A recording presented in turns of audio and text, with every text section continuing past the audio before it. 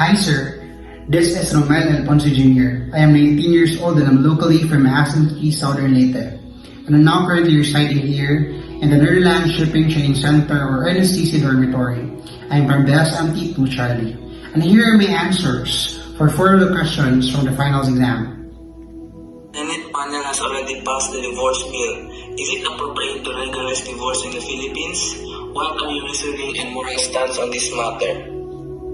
I believe that marriage should be put into the highest consideration before every couple decides to finally wed or otherwise. Especially when there are kids involved that are the most vulnerable with the emotional and mental conflict in every family. My sympathy goes to the growing mind of a child that will have to endure all the tormenting process of witnessing its family breaking into pieces and not having a power over the decision making. I know so many cases of these kids who took it badly, and some even killed themselves. However, I believe that humans are bound to commit mistakes, and even come to a point of marrying up someone that eventually get on their nerves, or get under their skin, which is why I am in favor for the legalization of divorce in the Philippines because of 3 reasons.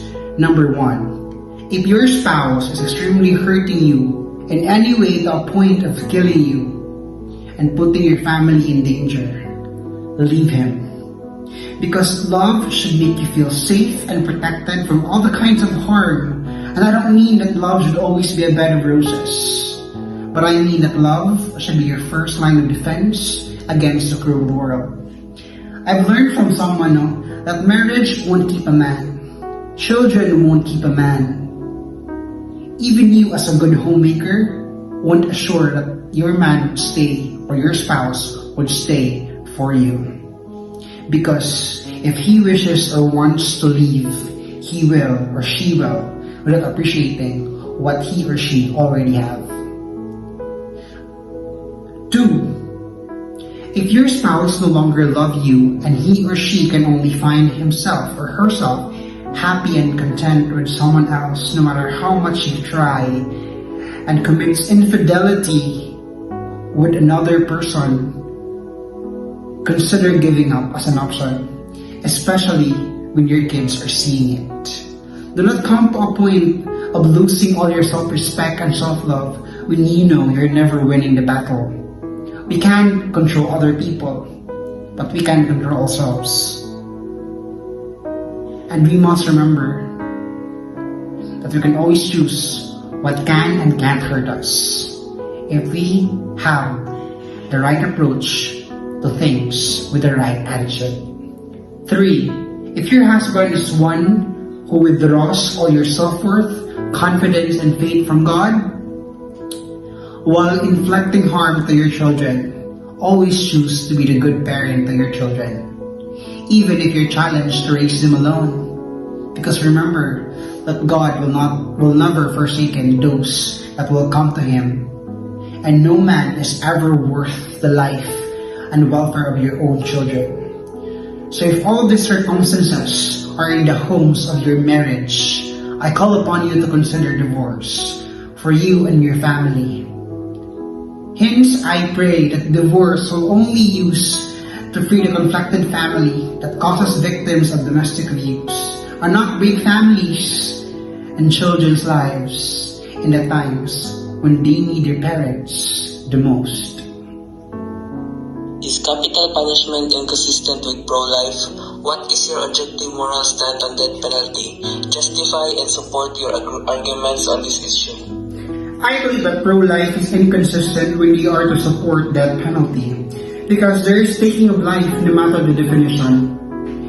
And sometimes they punish the wrong person. And in worst cases, the unrighteous people in power have the authority to be biased of whom they select to be penalized. And when lives is taken away, there's no taking them back of what is lost, just because of a human error to identify the fault. However, I support the legalization of death penalty in the Philippines because of 2 reasons. Number 1 is to lessen the number of crime rates by inflicting fear among the criminals who tend to commit the most heinous crimes.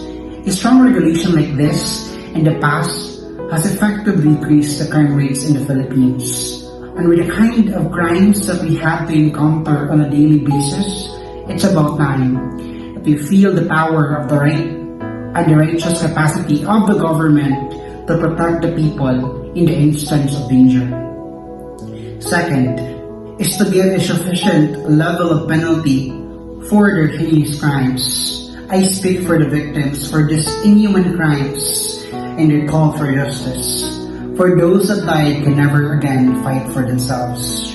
Through this, I believe that rightful justice will be served for those pitiful victims who have lost their chance of life. It is really mind-boggling, for it is easy to say, I agree with that penalty when you are the victim or involved in the problem, but it will be a test of morality and rationality when someone you love is subject to the penalty.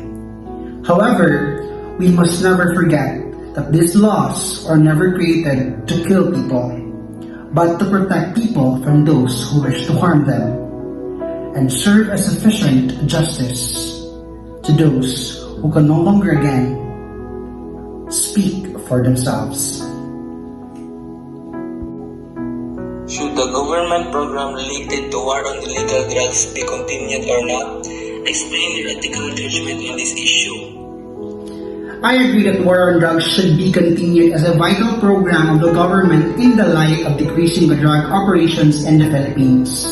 Many crimes are related to the use of drugs, and for the longest time, drugs have manipulated and destroyed the lives of many people in all age bracket. Eliminating drug programs should be a top priority in the Philippines, considering the history of crimes it has caused our countrymen and the amount of irreparable damages or troubles it has now done among many young individuals and parents and many Filipino families. Addiction and drugs have brought so many young lives behind mental bars and prison bars for committing crimes under the influence. And this are just a little among the many other reasons concerning the negative effects of the use of drugs. With this, I see no problem in the intense approach of the policemen in the war against drugs, because the notion might be harsh to many people, especially for those affected. But the genuine purpose of these programs had and will always continue to save many Filipino lives, both its victim and its user, especially for its family. The question of whether sex is determined at conception or assigned at birth is an issue related to gender ideologies. Which of these claims is supported by morality and science? Explain and support your answer. I believe that gender is usually assigned at birth because no matter which side of the coin you look at, there will always be only two right options. And if gender identity can be established by mere consumption, then anyone can freely identify themselves with anything. I can be a cat, I can be a dog, I can be a chair, or a poop, and which clearly are not rational. My morality would say that sex is binary and fixed from our birth, and that it should be the gender we identify ourselves. I can understand how this community of people trying to be tolerated and accepted in our community, but I can never allow myself to turn a blind eye on how much they decide to visualize things subjectively and irrationally. In science, it may augment the shape of your reproductive system to your desired like, but it can never make it function perfectly like the one given by God. It can never have all the ability of a natural gender. It is not a question to me whether they are true men or true women. We cannot falsify evidence that is witnessed by many. I hope my message is clear, that we must not deny ourselves with the truth and honesty at the expense of exposing what we like to many people. Until now, I can still identify myself with these people, and I acknowledge the problem, and I am willing to be part of the solution to my solution. I know with my faith and sincere commitment, I can overcome the challenge to my being and those who are going through the same thing, because there's no late in God if you pray and ask for His guidance.